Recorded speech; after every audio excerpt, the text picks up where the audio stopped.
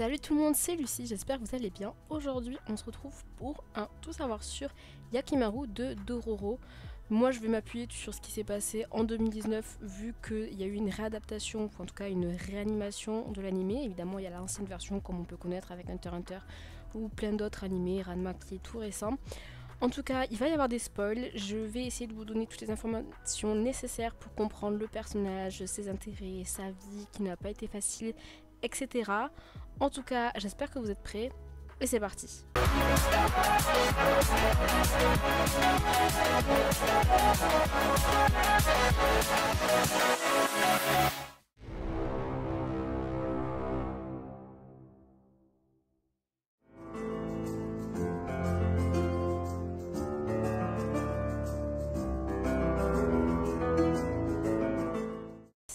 Yakimaru a un nom de famille, mais il a été abandonné, donc on va dire qu'il n'a pas de nom de famille.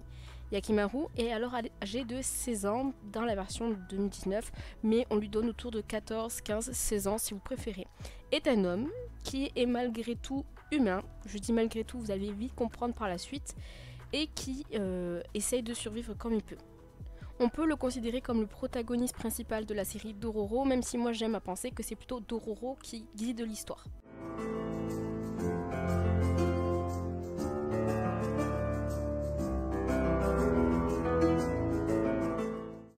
Yakimaru est un jeune homme, malgré tout c'est un jeune homme, qui a vraiment la peau très pâle, si on peut appeler ça de la peau.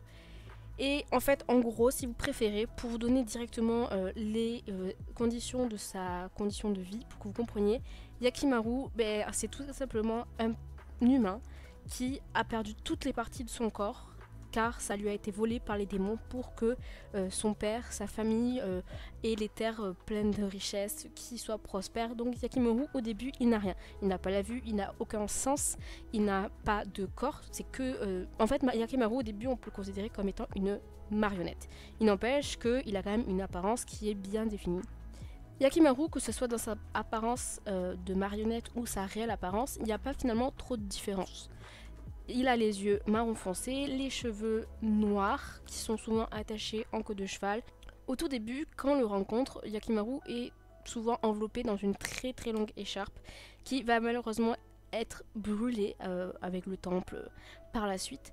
Et on va alors découvrir un kimono noir qui est toujours usé parce qu'il parcourt beaucoup de chemins et il prend pas soin de lui, hein, finalement il n'a pas du tout ça en tête, qui va être avec des motifs blancs en forme d'encre, etc. Et qui va finalement être bien taillé mine de rien. Donc il va avoir de nombreux bandages enroulés tout autour de son corps, et une des particularités les plus importantes qu'il faut retenir, c'est qu'il possède des épées. Mais pas une épée comme on peut tous avoir dans un fourreau. Non. Tous ces membres perdus sont remplacés par des prothèses qui sont très solides, faites de bois et qui ressemblent à la peau humaine, mais qui sont surtout équipées d'épées, que ce soit au niveau de ses avant-bras ou au niveau de ses jambes.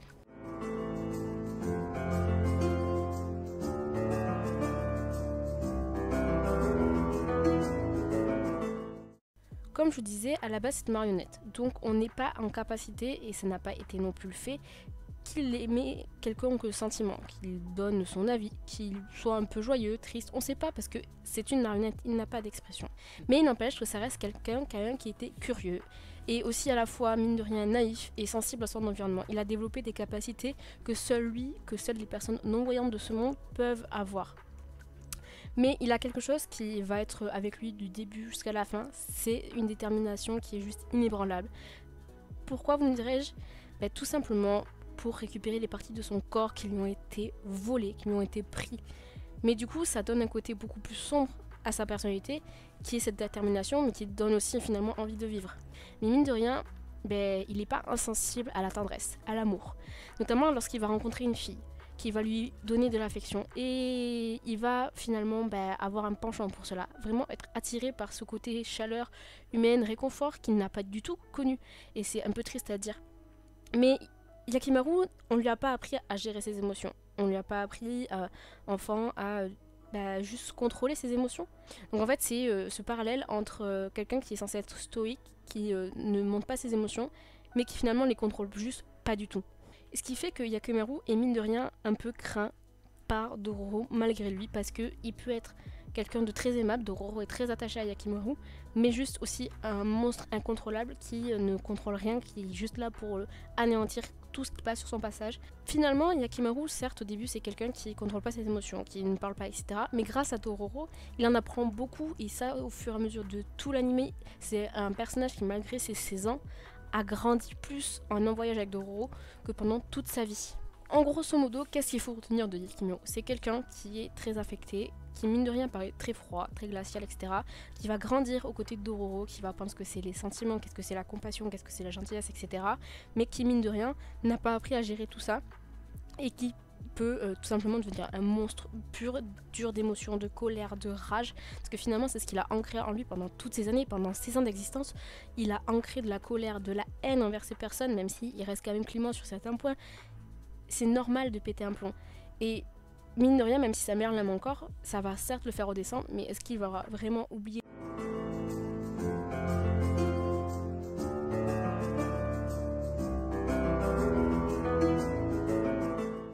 Donc l'histoire de Yakimaru n'est pas toute jolie et un peu... c'est pas un animé de douceur, de tendresse, très mignonne, pas du tout, pas du tout. Il faut savoir que lors de la naissance, son père l'a vendu à des démons. Son père, le seigneur Kagemitsu, a vendu Yakimaru aux 12 démons qui ont pris toutes les parties du corps de Yakimaru. Tous ses sens, tous ses bras, toute sa peau, tout, jusqu'à la peau de son fils. Ce pacte-là a quand même permis à Yakimaru d'acquérir certains, on va dire, pouvoirs démoniaques. Hein, on s'entend, évidemment, il reste humain, mais il a quand même des sens qui lui permettent de ressentir et de trouver les démons. À chaque fois qu'il va réussir à battre un démon, Yakimaru va retrouver un de ses 6 sens. Un par un, puis après il retrouvera sa peau, ses mains, etc. Dans l'anime, ça commence d'abord par sa peau, en tout cas par son visage. Ensuite, on va retrouver ses yeux, etc. C'est pas forcément les sens en premier, puis les peaux. Au début, on peut se dire, mais comment ça se fait que Yakimaru ait survécu? Il a été abandonné bébé dans un bateau de façon vraiment inhumaine. En fait, Yakimaru a été sauvé ou retrouvé par Jukai. Jukai qui du coup l'a élevé, l'a entraîné au combat à l'épée et surtout lui a fourni toutes les prothèses ainsi que son nom. Jukai, c'était un homme qui parcourt les champs de bataille pour fournir des prothèses aux blessés de guerre et les aider finalement à se reconstruire, et c'est ce qu'il a fait avec Yakimaru. Et après avoir été formé, après avoir appris, etc., Yakimaru est parti en chemin, est parti pour son aventure, s'est lancé dans son voyage pour tuer les 12 démons et récupérer ainsi toutes les parties de son corps. Et donc c'est là où il va faire la rencontre de Dororo. Il va le rencontrer après l'avoir sauvé d'un démon debout. À ce moment-là, Dororo va se rapprocher de Yakimaru, qui est aussi orphelin, et il va finir par le suivre partout. Au fur et à mesure, Yakimaru va vraiment s'attacher à Dororo et va même finir par développer une certaine relation avec lui. Mais à un moment, Dororo, il n'a pas la vie facile non plus et va se faire enlever, ou en tout cas il est porté disparu. Et là, je peux vous dire que Yakimaru, ça ne rigole pas. Il va le faire tout son possible pour le ramener, même si cela signifie mettre une pause dans sa propre mission de recherche de son passé et surtout des démons. Mais en fait, au fur et à mesure, il va continuer, il va récupérer ses membres, etc. Et il va apprendre la vérité de sa mère. À ce moment-là, il n'y a qu'une chose qui lui vient à l'esprit, une haine absolue envers presque toute sa famille. À ce moment-là, il jure de tuer son père, son frère, et de détruire son lieu de naissance. À ce moment-là, Yakimaru montre juste une sympathie après la mort de sa mère, et mine de rien de son frère, même si celui-ci, sans grand intérêt, nous sommes bien d'accord. Mine de rien, comme je vous le disais, Yakimaru a du mal à gérer ses émotions, mais il a vraiment évolué en ses presque 1 an de voyage ou plus, et il a su montrer de la pitié lorsque son père est juste mort. Franchement, j'ai pas trop de pitié pour ce genre d'homme, mais à ce moment-là, quand tout le monde meurt, on a l'impression qu'il est libéré d'un poids, juste que sa haine envers sa famille, c'était la dernière fois qu'il éprouvait ce sentiment. Ce qu'on pourrait aussi signaler dans l'histoire de Yakimaru, c'est sa relation, son premier amour avec une jeune femme qu'il rencontre, qui s'appelle Miyo. En fait, au début, c'était la première fois qu'il avait récupéré ses oreilles. Donc il avait l'ouïe, mais disons que ça lui faisait très mal à la tête parce que tu récupères tous les sons, etc. Et quand tu n'es pas habitué à ça, c'est très compliqué de vivre comme ça. Et il va entendre sa mélodie. Et il va entendre la gentillesse, il va comprendre ce que c'est que quelqu'un s'occupe de toi. te donne de l'attention et là Yakimaru tombe juste amoureux de cette jeune fille.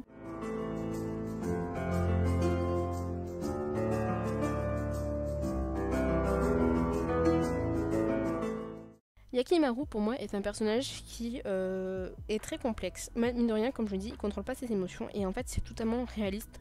En fait, moi je suis d'accord avec ce qu'il fait de A à Z. Certes, il y a des moments où il pète un plomb et en fait on a juste envie qu'il revienne dans la réalité. Non, fais pas ça, surtout fais pas ça. Mais en fait c'est juste un jeune enfant qui a été abandonné, qui n'a pas évolué, qui n'a grandi sans rien parce qu'il n'avait pas ses membres, il n'avait pas ses sens. Mais comment tu veux grandir pleinement et t'épanouir sans rien, sans chaleur, sans amour? Tu rencontres un jeune garçon qui t'accompagne, qui te suit, tu récupères petit à petit tous tes membres, tous tes sens. Et au final, tu arrives à aboutir à ta mission, donc récupérer tout ce qui t'a été volé, tuer les gens qui t'ont fait du mal, avec qui, finalement, pour moi c'est logique. Enfin, franchement, j'ai aucune pitié pour sa famille. Je trouve ça très normal qu'à cette époque-là, il se soit vengé. J'espère que cette vidéo vous aura plu. N'hésitez pas à liker et vous abonner pour en voir plus. Et moi, je vous dis à la semaine prochaine pour une nouvelle vidéo.